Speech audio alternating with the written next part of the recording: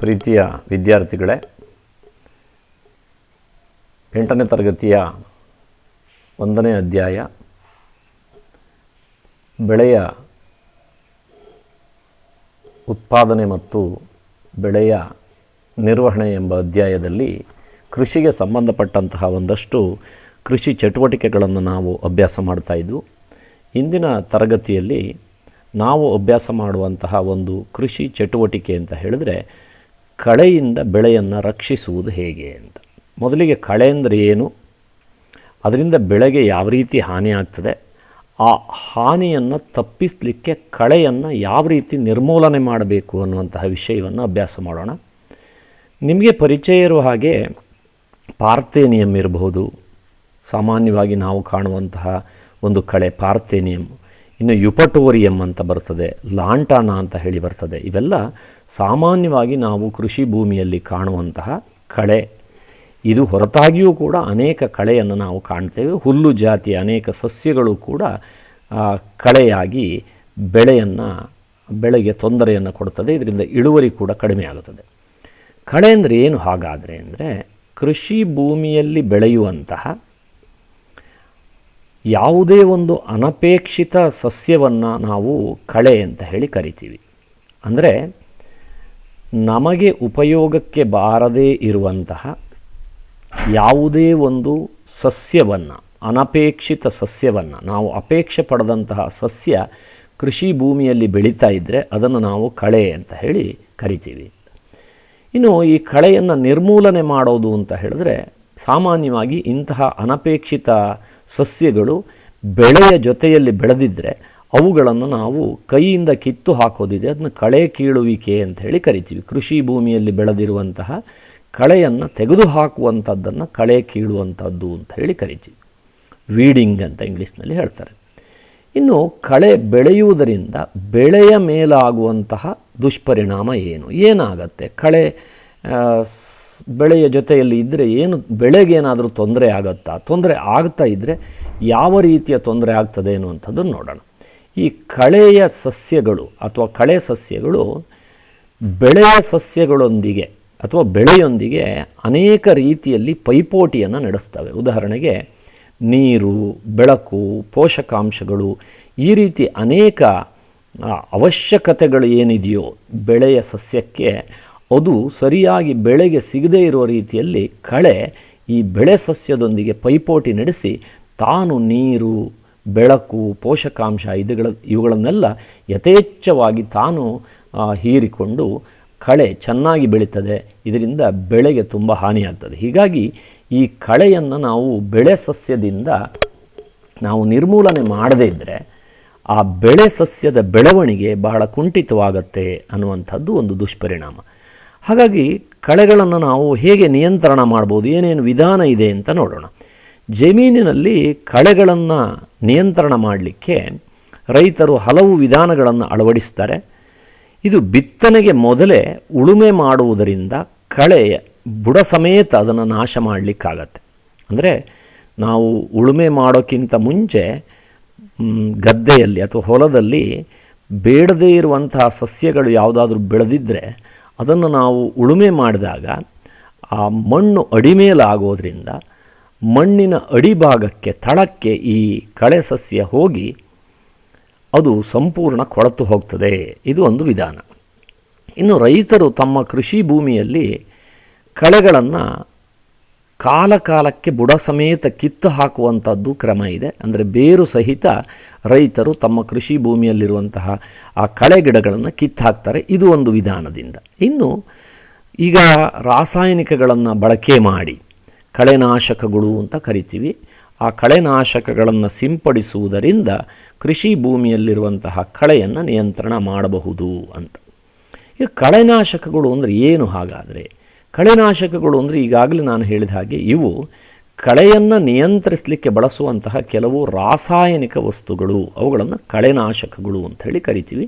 ಆ ಕಳೆನಾಶಕಗಳನ್ನು ಸಿಂಪಡಿಸಿದರೆ ಆ ಕಳೆ ಸಂಪೂರ್ಣ ಸುಟ್ಟು ಅಥವಾ ಸಂಪೂರ್ಣ ಒಣಗಿ ಹೋಗ್ತದೆ. ಆ ಜಾಗದಲ್ಲಿ ಆ ಕಳೆ ಸಂಪೂರ್ಣ ನಿರ್ಮೂಲನ ಆಗ್ತದೆ. ಅಂತಹ ರಾಸಾಯನಿಕಗಳನ್ನು ನಾವು ಕಳೆನಾಶಕಗಳು ಅಂತ ಹೇಳಿ ಕರಿತೀವಿ.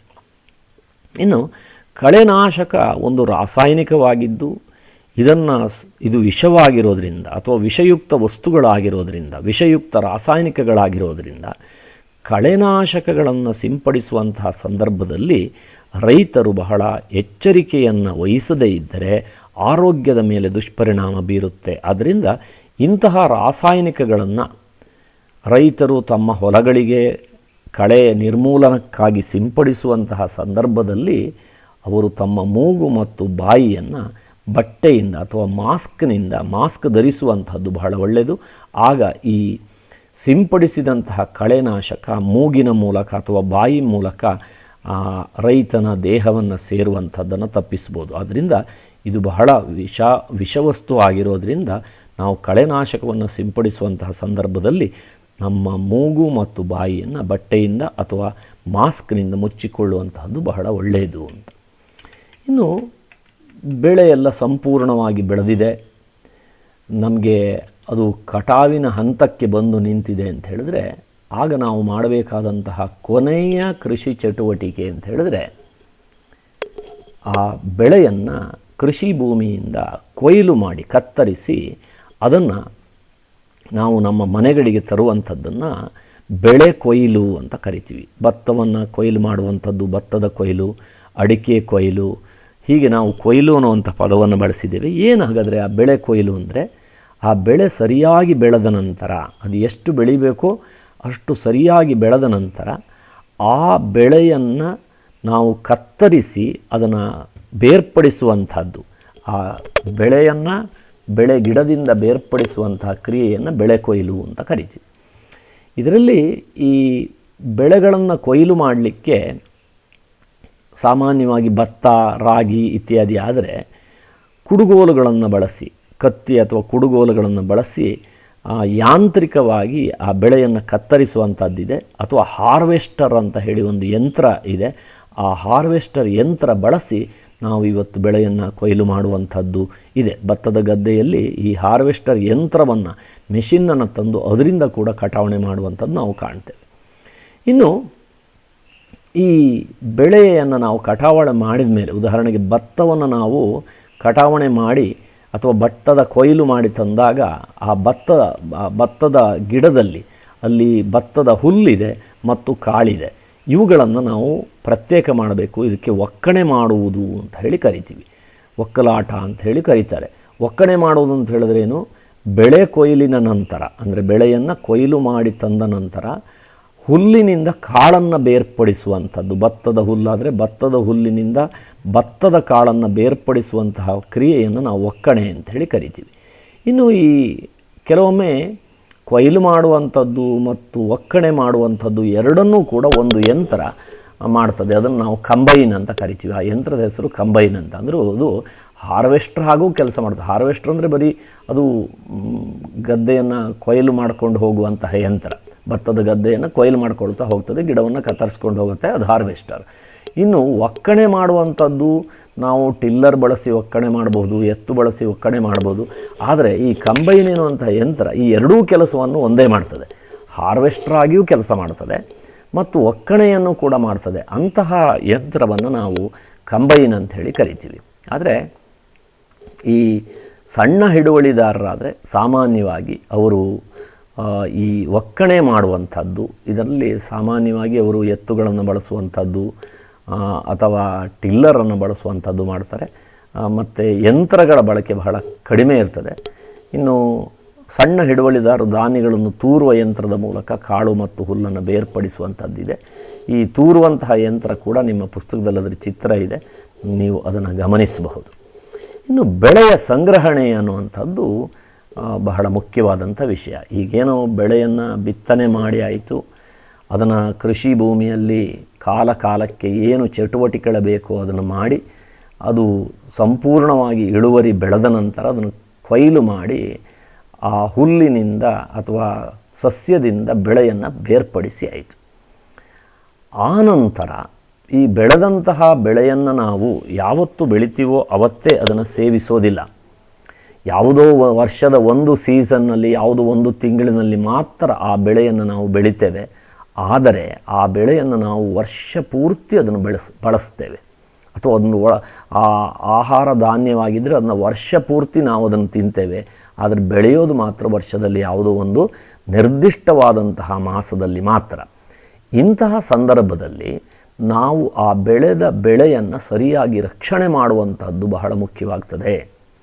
ಒಂದು ಅಂದಾಜಿನ ಪ್ರಕಾರ ನಾವು ಬೆಳೆದಂತಹ ಏನು ಬೆಳೆ ಇದೆಯೋ ಅದು ಮನುಷ್ಯ ಅದನ್ನು ತಿನ್ನುವ ಹಂತಕ್ಕೆ ಬರುವ ಮೊದಲೇ ಸುಮಾರು 10% ಬೆಳೆದಂತಹ ಬೆಳೆ ಬೇರೆ ಬೇರೆ ಕಾರಣದಿಂದ ಅದು ಅಪವ್ಯಯವಾಗ್ತದೆ ಅಥವಾ ನಷ್ಟ ಹೊಂದ್ತದೆ ಅನ್ನುವಂಥದ್ದು. ಇದಕ್ಕೆ ಕಾರಣ ಏನು ಅಂತ ಹೇಳಿದ್ರೆ, ಆ ಬೆಳೆಯನ್ನು ಸರಿಯಾಗಿ ಅಥವಾ ಆಹಾರ ಧಾನ್ಯವನ್ನು ಸರಿಯಾಗಿ ಸಂಗ್ರಹಿಸುವಂತಹ ಒಂದು ಜ್ಞಾನ ನಮಗೆ ಇಲ್ಲದೇ ಇದ್ದರೆ ಈ ರೀತಿ ಬೆಳೆ ಅಥವಾ ಆಹಾರ ಧಾನ್ಯಗಳು ಹಾಳಾಗುವಂಥದ್ದು ನಾವು ಕಾಣ್ತೇವೆ. ಅದರಿಂದ ಈ ದಿಶೆಯಲ್ಲಿ ನಾವು ಬಹಳ ಜಾಗ್ರತೆ ವಹಿಸಬೇಕು.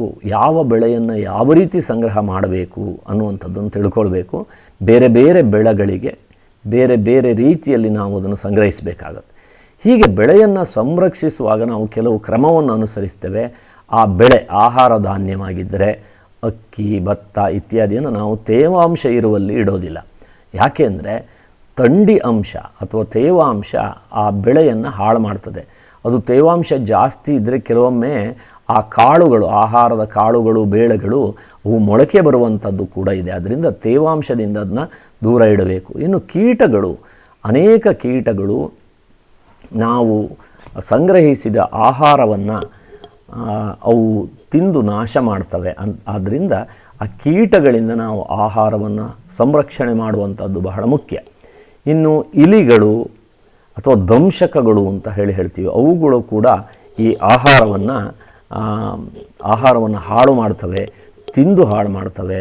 ಅವುಗಳ ಮಲ ಮೂತ್ರ ವಿಸರ್ಜನೆಯನ್ನು ಮಾಡಿ ಆ ಆಹಾರ ಬೆಳೆ ತಿನ್ನಲಿಕ್ಕೆ ಯೋಗ್ಯವಲ್ಲದ ರೀತಿಯಲ್ಲಿ ಅವು ಹಾಳು ಮಾಡ್ತವೆ. ಆದ್ದರಿಂದ ಇಲಿಗಳ ಬಗ್ಗೆ ನಾವು ಗಮನ ಹರಿಸಬೇಕಾಗುತ್ತೆ. ಇನ್ನು ಸೂಕ್ಷ್ಮಾಣು ಜೀವಿಗಳು ಏನು ಆ ಬೆಳೆದಂತಹ ಆಹಾರ ಪದಾರ್ಥ ಅದು ಬೂಸ್ಟ್ ಬರ್ಬೋದು, ಅಥವಾ ಕೆಲವು ಆಹಾರ ಪದಾರ್ಥಗಳ ಬೇಯಿಸಿದ ಆಹಾರ ಪದಾರ್ಥಗಳಾದರೆ ಅವುಗಳಲ್ಲಿ ಬ್ಯಾಕ್ಟೀರಿಯಾ ಬೆಳಿಬೋದು. ಇದರಿಂದ ಆ ಸೂಕ್ಷ್ಮಾಣು ಜೀವಿಗಳು ಕೂಡ ನಮ್ಮ ಆಹಾರ ಧಾನ್ಯಗಳನ್ನು ಬೆಳೆಯನ್ನು ಹಾಳು ಮಾಡ್ತವೆ. ಅದರಿಂದ ನಾವು ರಕ್ಷಿಸಬೇಕಾಗುತ್ತೆ. ಇನ್ನು ಕೊಯ್ಲು ಮಾಡಿದ ಬೆಳೆ ಅಥವಾ ಬೇಳೆ ಕಾಳುಗಳು ಸರಿಯಾಗಿ ಒಣಗಿಸದೆ ಅದನ್ನು ಸಂಗ್ರಹಣ ಮಾಡಿದರೆ ಅದು ಹಾಳಾಗ್ತದೆ ಅಥವಾ ಅದು ಮೊಳಕೆಯೊಡೆಯಬಹುದು. ಆದ್ದರಿಂದ ಇದರಿಂದ ಏನಾಗುತ್ತೆ, ಹೀಗಾಗೋದ್ರಿಂದ ಈಗ ನಾವು ಭತ್ತವನ್ನು ಬೆಳೆದಿದ್ದೀವಿ, ಅದನ್ನು ಸಂಗ್ರಹ ಮಾಡಲಿಕ್ಕಿಂತ ಮುಂಚೆ ಸರಿಯಾಗಿ ಅದನ್ನು ಒಣಗಿಸದೇ ಇದ್ದರೆ, ಅದರ ನೀರಿನ ಅಂಶವನ್ನು ಕಡಿಮೆ ಮಾಡದೇ ಇದ್ದರೆ ಅದು ಹಾಳಾಗತ್ತೆ. ಅದನ್ನು ನಾವು ಸಾಮಾನ್ಯವಾಗಿ ಆಹಾರ ಮುಗ್ಗೋದು ಅಂತ ಹೇಳ್ತೀವಿ. ಇದರಿಂದ ಏನಾಗುತ್ತೆ, ಆ ಆಹಾರದ ಪೋಷಕಾಂಶದ ಪ್ರಮಾಣ ಕಡಿಮೆ ಆಗ್ತದೆ. ಇನ್ನು ಹಾಗಾದರೆ ನಾವು ಆಹಾರವನ್ನು ಯಾಕೆ ಒಣಗಿಸಬೇಕು ಅನ್ನುವಂಥ ವಿಚಾರವನ್ನು ನೋಡೋಣ.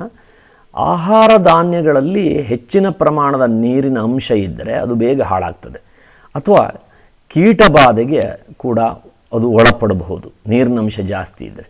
ಅಥವಾ ಅದು ಆಹಾರ ಧಾನ್ಯವಾಗಿದ್ದರೆ ಅಥವಾ ಅಕ್ಕಿ, ಭತ್ತ, ರಾಗಿ ಇತ್ಯಾದಿ ಆಗಿದ್ದರೆ ಅದು ನೀರಿನ ಅಂಶ ಜಾಸ್ತಿ ಇದ್ದರೆ ಆ ಬೀಜಗಳು, ಕಾಳುಗಳು ಮೊಳಕೆಯೊಡೆಯುವಂತಹ ಸಾಧ್ಯತೆ ಇದೆ. ಆದ್ದರಿಂದ ಆಹಾರ ಧಾನ್ಯಗಳಲ್ಲಿ ಪೋಷಕಾಂಶದ ಮೌಲ್ಯ ಕಡಿಮೆಯಾಗದಷ್ಟು ನಿಗಾವಹಿಸಿ ನೀರಿನ ಅಂಶವನ್ನು ಕಡಿಮೆ ಮಾಡಬೇಕು. ಅತ್ಯಂತ ನೀರಿನ ಅಂಶವನ್ನು ಕಡಿಮೆ ಮಾಡಿದರೆ ಅಥವಾ ಜಾಸ್ತಿ ಒಣಗಿಸಿದರೆ ಅದರ ಪೋಷಕಾಂಶನೇ ಕಡಿಮೆ ಆಗಿಬಿಡ್ತದೆ. ಆದ್ದರಿಂದ ನೀರಿನ ಅಂಶ ಸುಮಾರು 8%, ಅದಕ್ಕಿಂತ ಕಡಿಮೆ ನೀರಿನ ಅಂಶ ಇದ್ದರೆ ಆಹಾರ ಹೆಚ್ಚು ಕಾಲ ಅದನ್ನು ಸಂಗ್ರಹಿಸಬಹುದು. ಆದ್ದರಿಂದ ಕಾಳುಗಳನ್ನು ಸಂಗ್ರಹಿಸುವ ಮೊದಲು ಅಥವಾ ಬೇಳೆ ಕಾಳುಗಳನ್ನು ಸಂಗ್ರಹಿಸುವ ಮೊದಲು ಅದರಲ್ಲಿರುವ ತೇವಾಂಶ ಅಂದರೆ ನೀರಿನ ಅಂಶವನ್ನು ಕಡಿಮೆ ಮಾಡಬೇಕು. ಇದರಿಂದ ಕೀಟ ಪೀಡೆ, ಬ್ಯಾಕ್ಟೀರಿಯಾ, ಶಿಲೀಂಧ್ರ, ಬೂಸ್ಟ್ ಅಂತೀವಲ್ಲ, ಅವುಗಳ ದಾಳಿ ಕಡಿಮೆ ಆಗ್ತದೆ. ಆದ್ದರಿಂದ ಒಣಗಿಸುವಂಥದ್ದು ಬಹಳ ಮುಖ್ಯ. ಇನ್ನು ರೈತರು ತಾವು ಬೆಳೆದ ಆಹಾರ ಧಾನ್ಯಗಳನ್ನು ಯಾವ ರೀತಿಯಲ್ಲಿ ಸಂಗ್ರಹಿಸಿಡ್ತಾರೆ ಅಂತ. ಸಾಮಾನ್ಯವಾಗಿ ಕಾಳುಗಳು, ಬೇಳೆಗಳು ಆದರೆ ಅದನ್ನು ಗೋಣಿ ಚೀಲಗಳಲ್ಲಿ ಸಂಗ್ರಹಿಸಬಹುದು, ಅಥವಾ ಲೋಹದ ಡಬ್ಬಿಗಳಲ್ಲಿ, ಡ್ರಮ್ಗಳಲ್ಲಿ ಅವುಗಳನ್ನು ಸಂಗ್ರಹಿಸಬಹುದು. ನಿಮ್ಮ ಮನೆಯಲ್ಲಿ ಅಕ್ಕಿಯನ್ನು ಯಾವ ರೀತಿ ಸಂಗ್ರಹಿಸ್ತಾರೆ ಅಂತ ನೀವು ಗಮನಿಸಿದರೆ ಗೋಣಿ ಚೀಲದಲ್ಲಿ ಅದನ್ನ ಇಡ್ಬೋದು, ಅಥವಾ ಲೋಹದ ಡಬ್ಬಿಯಲ್ಲಿ ಸಂಗ್ರಹಿಸಿಡ್ಬೋದು. ಅಲ್ಲದೆ ಅಧಿಕ ಪ್ರಮಾಣದಲ್ಲಿ ಆಹಾರ ಧಾನ್ಯಗಳನ್ನು ಸಂಗ್ರಹಿಸಬೇಕಾದ್ರೆ ಈ ಡಬ್ಬಿ ಚೀಲ ಎಲ್ಲ ಸಾಕಾಗಲ್ಲ ಅಂತಹ ಸಂದರ್ಭದಲ್ಲಿ ನಾವೇನು ಗೋಡೌನ್ ಅಂತೀವಲ್ಲ, ಅಥವಾ ಅದನ್ನ ಸಂಗ್ರಹಾಗಾರಗಳು ಅಂತ ಹೇಳಿ ಕರಿತೀವಿ. ಆ ದೊಡ್ಡ ಪ್ರಮಾಣದ ಸಂಗ್ರಹಾಗಾರಗಳು ಅಥವಾ ಗೋದಾಮಿನಲ್ಲಿ ನಾವು ಆಹಾರವನ್ನು ದೊಡ್ಡ ಪ್ರಮಾಣದಲ್ಲಿ ಸಂಗ್ರಹಿಸಬೇಕಾದ್ರೆ ನಾವು ಈ ವಿಧಾನಗಳನ್ನು ಅಳವಡಿಸಬೇಕು. ಕೆಲವೊಮ್ಮೆ ಆಹಾರ ಧಾನ್ಯಗಳನ್ನು ರೈತರು ಸಂರಕ್ಷಿಸಲಿಕ್ಕೆ ಒಣಗಿದ ಬೇವಿನ ಎಲೆಯನ್ನು ಬಳಸ್ತಾರೆ. ಆದ್ದರಿಂದ ಆಹಾರ ಧಾನ್ಯಗಳನ್ನು ಅದರ ಸುತ್ತ ಬೇವಿನ ಎಲೆಯನ್ನು ಸುತ್ತುವುದ ಮೂಲಕ ಆ ಆಹಾರ ಹಾಳಾಗದಿದ್ದ ರೀತಿಯಲ್ಲಿ ಅದನ್ನು ಸಂಗ್ರಹ ಮಾಡುವಂಥ ವಿಧಾನ ಇದೆ. ದೊಡ್ಡ ಗೋದಾಮುಗಳಲ್ಲಾದರೆ ಆಹಾರಗಳು ಸೂಕ್ಷ್ಮಾಣು ಜೀವಿಗಳಿಂದ ಅದು ಹಾಳಾಗಬಾರ್ದು ಅಂತ ಹೇಳಿ ಕೆಲವು ರಾಸಾಯನಿಕಗಳನ್ನು ಅವುಗಳಿಗೆ ಸಿಂಪಡಿಸುವುದು, ಅಥವಾ ಆ ರಾಸಾಯನಿಕಗಳ ಹೊಗೆಯನ್ನು, ಧೂಮವನ್ನು ಆ ಆಹಾರದ ಪ್ಯಾಕ್ ಏನಿದೆಯೋ ಗೋಣಿ ಚೀಲದಲ್ಲಿ ಸಂಗ್ರಹಿಸಿದರೆ ಅದರ ಹೊರಗಡೆಗೆ ಈ ರಾಸಾಯನಿಕಗಳ ಧೂಮವನ್ನು ಸಿಂಪಡಿಸುವಂಥದ್ದು ಕೂಡ ಇದೆ. ಇದರಿಂದ ಸೂಕ್ಷ್ಮಾಣು ಜೀವಿಗಳು ಆ ಆಹಾರದಲ್ಲಿ ಬೆಳೆಯದೇ ರೀತಿಯಲ್ಲಿ ನೋಡಿಕೊಳ್ಳಲಿಕ್ಕಾಗತ್ತೆ. ಇನ್ನು ನಮಗೆ ಇದುವರೆಗೆ ನಾವೇನು ಕೃಷಿ ಅಂತ ಹೇಳಿದ್ರೆ ಬರೀ ಸಸ್ಯದಿಂದ ಆಹಾರ ಉತ್ಪಾದನೆ ಹೇಗೆ ಅನ್ನೋದ್ರ ಬಗ್ಗೆ ಅಭ್ಯಾಸ ಮಾಡಿದ್ದು. ಆದರೆ ಈಗ ನಾವು ಇನ್ನೊಂದು ಅಂಶವನ್ನು ಅಭ್ಯಾಸ ಮಾಡೋಣ.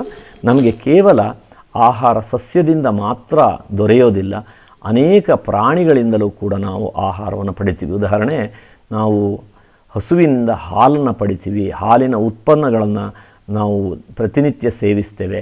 ಅದರಿಂದ ಪ್ರಾಣಿಗಳೂ ಕೂಡ ನಮಗೆ ಆಹಾರದ ಮೂಲ.